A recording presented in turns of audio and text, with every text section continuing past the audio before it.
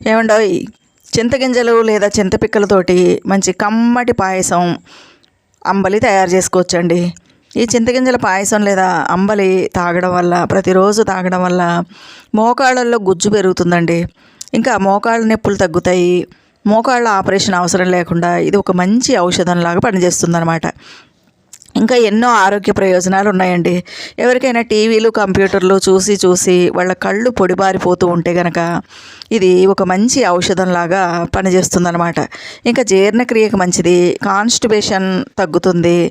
ఇంకా ఎన్నో రకాల ఆరోగ్య ప్రయోజనాలు ఈ చింత అంబల్లో ఉన్నాయండి. ఇంతకీ ఈ అంబలి ఎలా తయారు చేయాలి, ఈ పాయసం ఎలా తయారు చేయాలి, దీన్ని తయారీకి కావాల్సిన పదార్థాలు ఏంటి, తయారు చేసే విధానం ఏంటో ఫుల్ వీడియో నా ఛానల్లో ఉంది. తప్పనిసరిగా చూడండి, లైక్ చేయండి, షేర్ చేయండి, నా ఛానల్కి తప్పకుండా సబ్స్క్రైబ్ చేయండి.